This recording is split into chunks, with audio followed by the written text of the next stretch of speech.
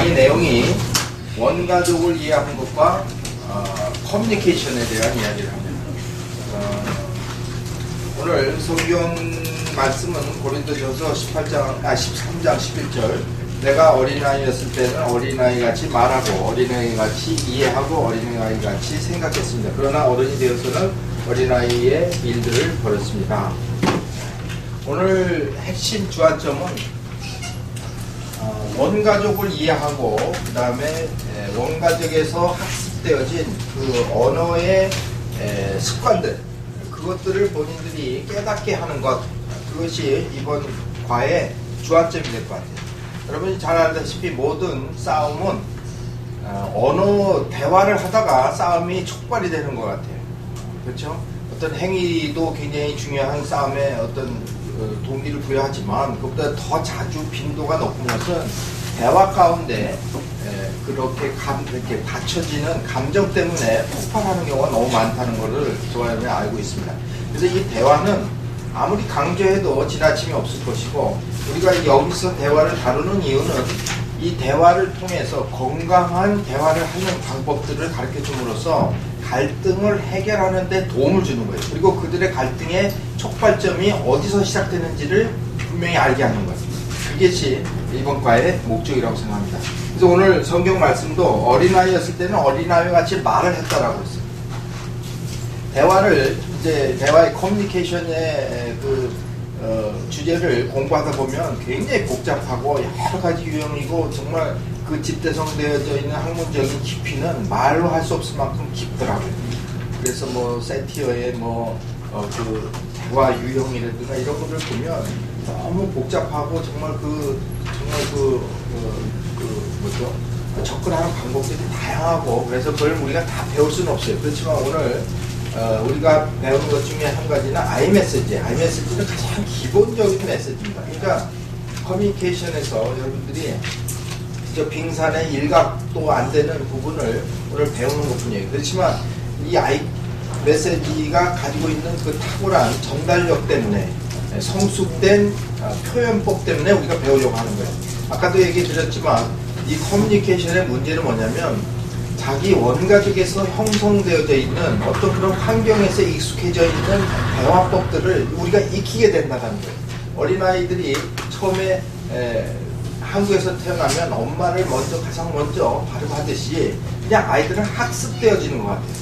부모의 언어의 습관에 의해서 학습되어진다는 것을 우리가 먼저 알을 필요가 있어요. 그러니까 반대로 얘기하면 학습에 의해서 또 바꿀 수도 있다는 가능성이 있는 것이죠.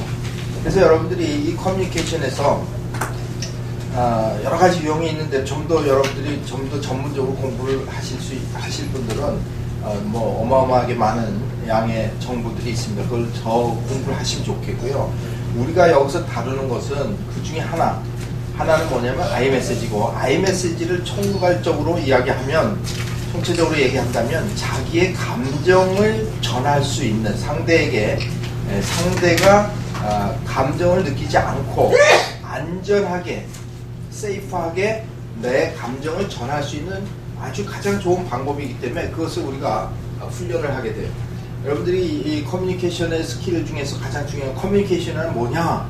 사실은 생각과 감정을 전하는 수단입니다.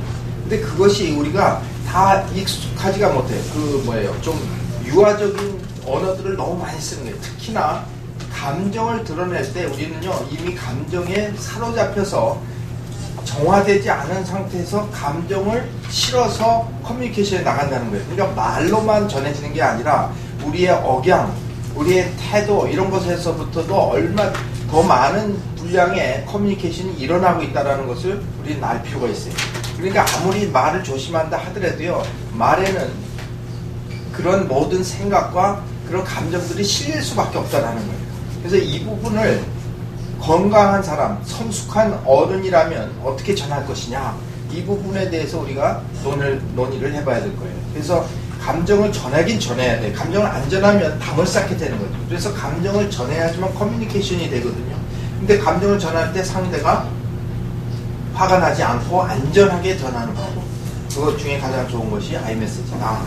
그 중에 하나가 iMessage다라는 것을 기억하시면 좋겠습니다. 그래서 아이메시지는 내용은 뭐 심플합니다. 첫째, 팩트에 대해서 이야기하고, 첫 단계는 팩트, 두 번째는 그 팩트에 대한 나의 감정, 그리고 세 번째는 그리고 나의 바램, 이 세 가지 요소로 되어 있다는 것을 알 수 있을 거예요.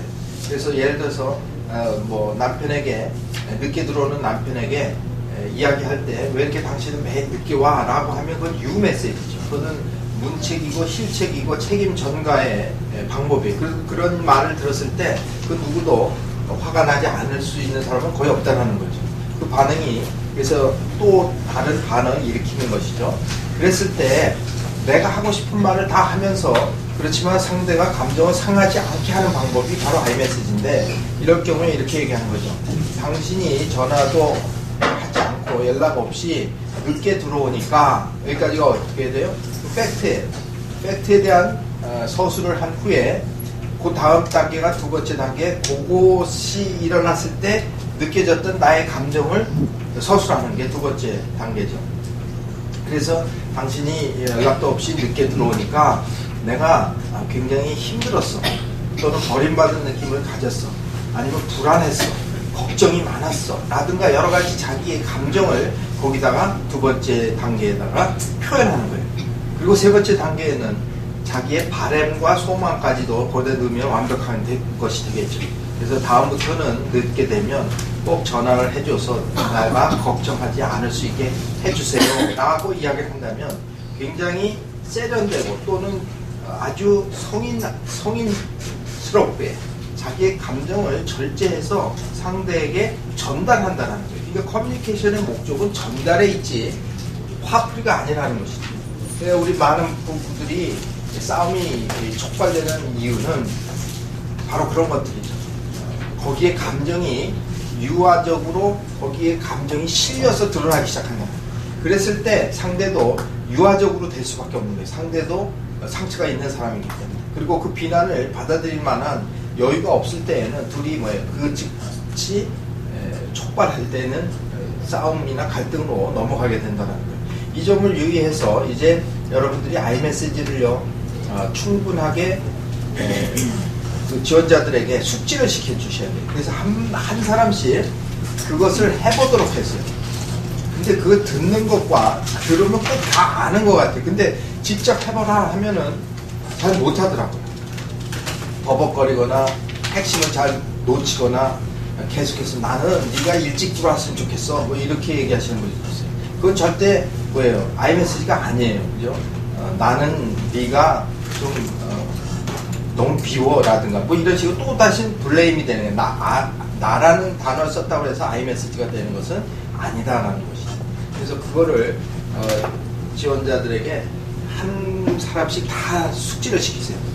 근데 제가 이런 경험을 해보면 이 아이메시지를 가르쳐 드린다고 해서 그것이 사용되어지냐? 그건 절대 아닌 것 같아요. 그런데 왜 그런 걸 하느냐?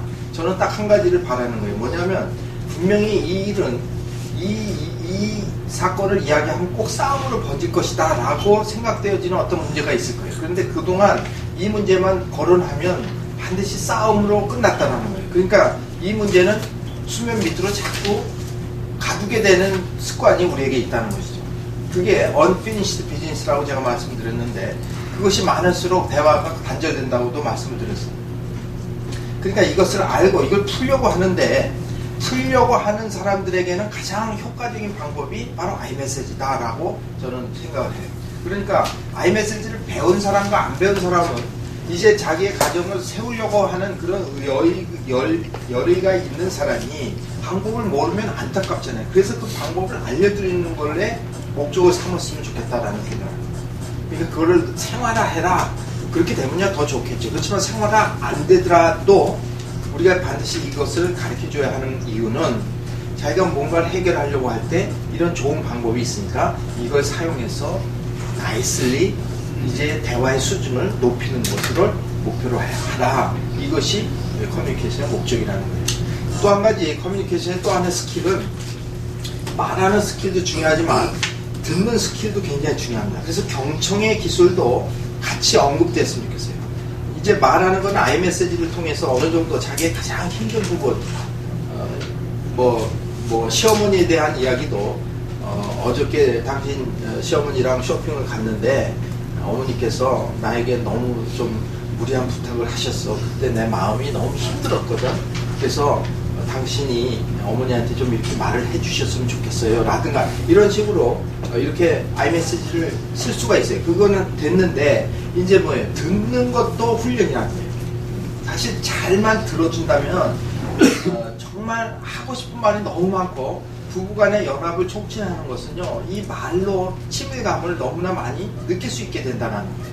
그래서 듣는 기술도 또한 가르쳐야 되는데, 듣는 기술은 뭐냐? 가장 중요한 키포인트는 공감하며 듣기예요. 공감하며 듣기. 그러니까 여보 얘기해봐. 그래서는 테레비를 가운데 두고 테레비를 보면서 얘기한다든가, 또는 얘기할 때 딴짓을 하면서 들으면 얘기하는 사람이 짜증이 나기 시작하죠. 그래서 또다시 싸움으로 진행이 될 수가 있다는 거예요. 그래서 그럴 때에는 이 경청 훈련을 좀 받았으면 좋겠는데, 경청 훈련은 두 사람이 이렇게 짝을 짓게 해서 여러분이 실제로 미션을 주면 좋겠어요. 오늘 아침에 하루 종일 일어났던 일 중에서 그냥 두런두런 이야기하게끔 하세요. 근데 그 이야기하는 사람이 초점이 아니고 우리의 목표는 듣는 사람의 자세에 대해서 가르쳐줘야 돼요. 경청은 무슨 뜻이냐? 내가 자세부터 바꿔야 돼요. 자세를 그 사람으로 100% 향하게 바꿔야 돼요. 그리고 나서 그 사람이 말할 때 나의 얼굴이나 나의 자세나 태도에서 내가 당신의 말을 듣고 있습니다 라고 느껴질 수 있도록 fully attention을 해서 그 사람에게 대하는 것, 그것이 경청의 가장 기본적인 자세예요. 그리고 자세뿐만 아니라 또 한 가지 중요한 것은 그냥 말할 때 하고 동의를 해주는 것도 굉장히 중요해요. 사실 동의를 받기 위해서 말을 하는 거예요. 인정받기 위해서 말을 하는 거예요. 여러분들이 만약에 정말 내 말을 정말 귀담아서 들어주고 주의 계집종이 여기 있사오니 말씀하여 주옵소서, 뭐 이런 정말 그런 자세로 들어준다면 아마 남자들이 못할 일이 없을 줄로 믿습니다. 여러분들의 남편도 변화가 가능해요. 할렐루야. 그러니까 그 자세로 경청을 해주시는데 가장 또 하나의 중요한 요소는 뭐라고요? 공감이에요. 공감. 그래서 이야기했을 때 그랬구나 라든가 그랬어? 그러면서 거기다 한 가지 덧붙인다면 그때 그 사람의 감정을 언급해준다면 아주 최고의 리스너가 될 수 있으라고 생각해요. 그러니까 그랬구나, 너무 당황했었겠네, 무서웠겠구나, 두려웠겠네, 이런 식으로 하면요, 말하는 사람이요, 저도 한번 이런 짧은 시간에 이런 실습을 해봤는데 말하는데요, 정말 말하는 사람이 신이 나요. 제가 목사인잖아요. 목사인데 설교를 하잖아요. 근데 저를 벌써 느껴져요. 청중들이 저를 수용하는지 배타적인지 금방 느껴져요. 그리고 제가 신이 나는 거는 이렇게 말씀을 전할 때 한두 사람의 고개를 끄덕끄덕 해주면요, 저는요 그날 뭐 신이 나서 얼마나 열심히 하게 되는지 몰라요. 근데 제가 하는데 아멘도 없고 땅 보고 있고 그러면 저 짜증이 나고 시작하고 등에서 땀이 나기 시작해요. 내가 지금 뭘 잘못하고 있다. 그리고 아멘이 안 하면 이런 생각이 들어요. 이걸 내가 설명을 못했구나. 그리고 다시 설명을 하려고 하는 그런 경험이 저에게 있어요. 그래서 여러분 설교에 참여할 수 있는 방법을 제가 알려드려요. 목사님이 설교할 때요, 눈을 똑바로 마주치시고 이렇게 웃으면서 이렇게 한번 해보세요. 그럼요, 목사님이 여러분만을 보고 설교하기 시작해요. 저도 그래요. 그렇게 반응해주는 사람이 좋으니까 저는 그 사람 보고만 하는 거예요. 다른 사람은 상관없어요. 이제 안중에도 웃게 되는 그래서 안 되겠지만 그런 경험이 있습니다. 그래서 이 경청은요 굉장한 파워예요. 그래서 저는 여러분들이 예배 가운데서 정말 목사님의 설교에 동참할 수도 있는 기술이라는 것을 좀 아울러 말씀드리는 거고, 그래서 이 경청의 기술을 배울 때 우리는요, 우리의 그 가정은요 훨씬 다이나믹을 살려낼 수 있는 그런 좋은 도구다라는 것을 여러분 꼭 기억했으면 좋겠습니다. 그래서 경청과 말하는 방법 두 가지가 중요합니다. 자, 그 다음에 오늘 또 하나의 주제는 HOO 홈 오브 오리진, 원가족이라는 거죠. 이건 뭐 가계도를 통해서 뭐 더 깊이 들어갈 수도 있겠지만 그렇게까지 안 한다 하더라도 대략의 원리만큼은 가르쳐 드려라 하는 마음에서 써놓은 거예요. 여기 보면 그 동그라미가 있고 뭐 이런 보트가 있지 않습니까? 이걸 참조해서 보신다면 항상 말로 시작이 되다가 말로 싸움이 시작되는 거죠. 거기 여자가 있어요. 여자가 먼저 말을 걸었어요. 남자한테. 그랬을 때 남자의 대꾸에 따라서 여자가 다시 또 대꾸를 하고 또 남자가 대꾸하고 이렇게 해서 그 디스크가 이렇게 돌아가기 시작한다는 거예요. 그래서 여자가 부정적으로 얘기하면 남자도 부정적으로 얘기할 거고 그래서 또 반응이 계속 부정적으로 흘러 들어갈 수밖에 없는데 이게 디스크인데 이 디스크가 돌아가는 힘을 제공하는 것은 뭐냐? 홈 오브 오리진이라는 거예요. 즉 다시 말하면 자기의 원가족에서 배운 어떤 습관들, 행태들 그런 것이 바로 이 디스크를 계속 돌리게 돼 있다라는 거예요. 그래서 여기서 우리가 중요하게 생각해야 되는 것은 뭐냐면 초이스가 있다는 거예요. 여자가 먼저 얘기를 했어요. 그때 남자가 뭘 사용할 수 있어요? 초이스라는 엄청난 무기를 사용할 수 있다는 거예요. 그러니까 여자가 아내가 뭐 예를 들어서 잔소리를 했어요. 그리고 남편은 자동적으로 그것에 대해서 잔소리 좀 그만해 라고 할 수도 있지만 그거는 네거티브한 디스크겠죠. 그렇지만 이제 다른 선택을 할 수도 있다는 여보 당신이 오늘 할 말이 많은 것 같구나. 그러면 다시 한번 우리 대화의 시간을 한번 가져볼까? 라고 하는 것도 이 디스크를 깨는 그런 행위라는 거예요. 그래서 여러분들 가운데는 가정마다 그 언어의 패턴이 있더라고요. 똑같은 패턴 때문에 그 방법 때문에 또 싸우고 이렇게 되는데 이제는 그 사람들의 그 패턴을 정확히 볼 수 있게 해주시고 한 가지 용기를 줄 수 있는 것은 뭐냐? 이제 홈 오브 오리진에서 배운 것이다라는 것을 깨닫게 해주는 거예요. 여러분들이 타고난 것이 아니라 배우게 된 거라는 거예요. 부모로부터 말하는 습관, 그리고 남을 무시하는 어떤 태도들, 이런 것들은 본의 아니게 배워진 거다. 그것이 지금 우리 가정의 다이나믹을 망치고 있다라고 느껴진다면 어떻게 해야 돼요? 초이스라는 것이 있다라는 거예요. 이게 굉장히 큰 파워입니다. 그래서 이제는 이 디스크를 이제는 깨기를 바라는 거예요. 그래서 이거를 깨보라고 숙제를 내줬으면 좋겠어요. 그러니까 어떤 사람은 네거티브하게 해서 깨지는 게 있고 어떤 사람들은 참는 사람도 있어요. 아내가 뭐라고 할 때 묵묵부답, 두 번째 얘기해도 묵묵부답, 세 번째 묵묵부답, 네 번째 얘기했을 땐 뭐 잡시가 날아가는 거다. 뭐 이런 식으로 계속 패턴이 돌아요. 그런데 그렇게 하지 말고 이번에는 어떻게 하라면 아내가 첫 번째 그거 했을 때 묵묵부답이라는 선택을 하기보다는 뭐예요? 같이 맞서서 싸울 수도 있는 거예요. 그러면 더 월세해질 수 있겠죠. 옛날에는 한 사람이 참았다면 이 참는 게 결코 좋은 게 아니라는 것을 우리는 알게 돼요. 결국 참았다고는 하지만 결국은 그 참았던 것이 더 크게 뭐예요? 에너지가 더 쌓여서 더 크게 반응이 나오는 것을 우리는 많이 느꼈다는 거예요. 그러니까 이 디스크를 깨는 것은요 굉장히 큰 의미가 있어요. 그거는 어찌됐던 치료의 방법이고 치료의 한 스텝이라고 저는 생각해요.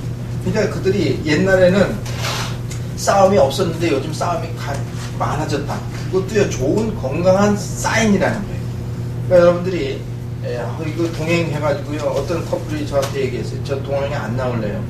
동행 안 나왔을 때는 우리가 안 싸웠는데 동행 나오고 나서 우리가 너무 많이 싸우게 됐어요. 이건요 사실은 건강해져가는 증거라고 저는 생각해요. 그렇지만 그 싸움이 길어져서는 안 되겠죠. 그렇지만 그 싸움이 반드시 필요는 하다라는 거예요. 왜냐? 회복되어져 가는 과정에서 그것이 그 반응 중에 하나라는 거예요. 그 한방에서 뭐라고 그러죠? 우리 명현 반응이라는 단어로 우리가 나온 것을 봤어요. 근데 뭐 꼭 그러냐 그런 건 아니지만 어찌됐든 그건 굶어 있었기 때문에 나오는 거예요. 그렇지 않습니까? 그동안 참았기 때문에 나오는 거 아니겠어요? 그러니까 그 나온다는 것은 벌써 이미 그 사람이 내면이 건강해져서 이제는 어린아이 같이 행동하지 않겠다. 그 결단의 방법인 줄로 믿습니다.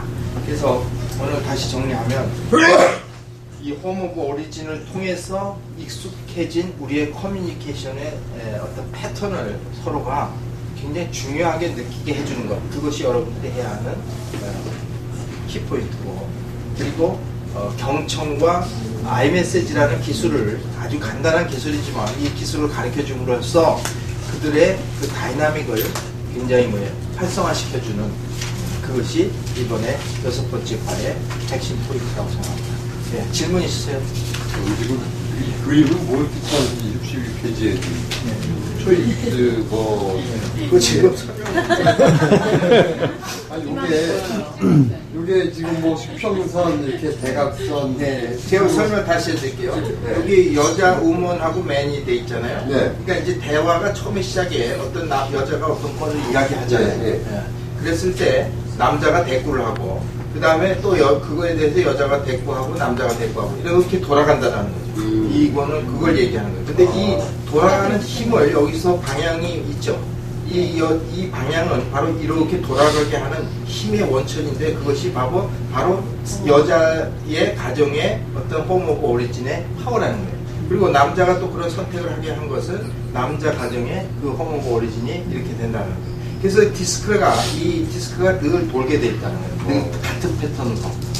근데 이 패턴을 깰 수 있는 유일한 방법은 여기 초이스라고 돼 있죠. 그것은 여자가 얘기하고 남자가 얘기하는데 초이스라는 걸 통해서 계속 똑같은 초이스를 했기 때문에 이게 돌아간다는 이론이에요. 그러니까 여러분들이 이걸 깨기 위해서는 이 초이스를 바꾸라는 거예요. 싸움을 안 하기로 했던 사람은 오히려 싸우고 또 싸웠던 사람은 참는 방법들을 씀으로써 이제 그거를 이거를 다르게 한번 접근해봐라 하는 그럼 디스크가 없어져야 됩니까? 디스크가 없어지진 않죠. 근데 이제 데모티브한 그 디스크의 패턴을 본인들이 깨닫게 하는 것. 그래서 우리 집은 왜 그렇게 싸우나 했더니 우리 아내가 이렇게 얘기했을 때 내 반응이 잘못된 반응이었구나. 그리고 아내가 이렇게 쏘아줬을 때 그게 U 메시지였다면 바로 그 첫 번째 그 메시지를 I 메시지로 바꾼다면 상대가 초이스할 때 훨씬 쉽게 초이스가 되니까 I 메시지도 결국은 이 네거티브한 디스크를 깨게 하는, 그렇다고 해서 파지티브한 디스크는 돌아가야 되겠죠. 그건 우리가 바라는 거니까. 나쁜 디스크는 깨고 그렇죠. 디스크를 건강하게. 그렇죠. 건강하게. 그래, 그런 것이 우리 지금 이 커뮤니케이션을 배우는 목적이 되겠다 그거죠. 목사님 뭐 각도가 90도 막 이러는데 어느 집 더 뭐랄까 각도는 뭐 중요하지 않아요. 중요한 게 아니고 그냥 이렇게 돌아간다는 걸 처음에 표현한 거예요. 처음에 이제 저희는 이 그림을 보고 이게 남자와 여자가 이렇게 양쪽에 수평으로 돼 있는 게 좋은 상태인가. 그런 상태를 얘기하는 건 아니죠. 이게 하나의 패턴을 이제 돌아간다는 그렇죠. 의미거든요. 그래서 이 패턴을 자기들이 깨달은다면 굉장히 도움이 될 거다. 그걸 깨는데 굉장히 도움이 될 거다. 그러니까 알지도 못하는 상태에서 계속 싸움이 반복될 그렇죠. 수가 있거든요. 그렇죠. 근데 이런 걸 통해서 그렇죠. 자기들이 패턴을 그렇죠. 생각해낼 수 있어요. 그렇죠. 그래서 그럴 때 그렇죠. iOS를 쓰거나 반응적인 방식을 그렇죠. 써라 이런 거잖아요. 그렇죠. 그래서 싸움이 촉발됐던 그 상태를요 기억해두는 건 굉장히 중요합니다. 왜냐면 이렇게 몇 번 얘기하다 투다투다 해가지고 그냥 감정이 확 나빠져가지고 나 집에 갈래 뭐 이러고 막 엉망대충 아니에요. 근데 그거를 보면 우리가 왜 싸웠지? 이런 것들을 이제 연구를 해보라는 거예요. 그런 거 보면 그 어떤 말에 상대가 지금 상처를 받은 거예요. 그거를 내가 모르고 한 것도 있고 또는 알고 한 것도 있을 거예요. 그러니까 바로 그 부분이 지금 우리 관계를 완전히 엉망으로 만든 거예요. 한 5분 전과는 완전히 180도 다른 상황으로 만들어버리는 그것은 바로 이 현상 때문이다. 그러니까 요거를 이제 알아야 돼요. 본인들이 왜 우리가 그렇게 싸웠는지를 이제 알게 돼서 그거를 핵심적인 데를 이제 우리가 근원적으로 바꾸려고 하는 노력들, 이것이 필요한 것이 바로 오늘 레슨입니다. 호모 원 가정에서 가졌던 상처를 건드려서 이게 돌아갈 수도 있기 때문에 그걸 건드리지 않는. 당연하죠. 그것도 있고 또 배웠던 거. 부모님이 싸웠던 패턴을 그대로 내가 갖고 있어. 나도 모르게. 아까도 이제 초창에 얘기했는데 커뮤니케이션에는 자기의 문화와 그 습관들이 다 녹아들어 있다는 거예요. 예를 들어 한국 사람은 처음에 첫 말이 엄마잖아요. 우리가 미국에서 태어났다면 마마로 배웠을 거예요. 마더로 배웠을 거예요. 그러니까 그건 뭐예요? 학습되어진다는 거예요. 그러니까 이거는 원가족에서 우리도 알지 모르게 부모님이 쓰던 그 언어의 패턴 중에서 하나를 답습하고 있다라는 거죠. 그러니까 그거를 우리가 이제 이제 이 디스크를 통해서 분명히 깨닫고 이제는 그것이 어린아이와 같은 거였구나. 그리고 아까도 얘기했지만 가장 승화된 그 커뮤니케이션 스킬은 뭐냐면 자기의 감정을 드러낼 때 안전하게 드러내는 것. 그것이 커뮤니케이션의 가장 높은 수준의 방법론이에요. 그죠? 아까도 얘기했는데 자꾸 감정이 드러나는 거예요. 그러니까 벌써 상대는 캐치하는 거예요. 너 벌써 나 무시했지? 벌써 안 먹어 하는데 그게 사실 뭐 안 먹어 이게 다르잖아요. 안 먹어 그러면은 우리가 아무렇지도 않아요. 그러면 너 어디다 대고 그게 금방 나와요. 근데 그게 뭐래요? 똑같은 말에도 감정이 그 안에 들어갔다.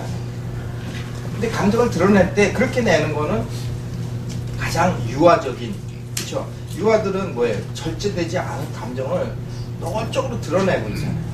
그러니까 그거는 아까 본문에서도 뭐예요? 어린아이였을 때는 우리가 말하는 것이 어린아이 같았다는 거. 그것이 성경에서 우리에게 주시는 메시지인 것 같아요. 그래서 이제는 성숙한 사람의 언어 어떻게 돼요? 자기의 감정을 드러내야 돼요. 드러내지 않고선 커뮤니케이션이 안 돼요. 숨기지 말라는 거예요. 그죠?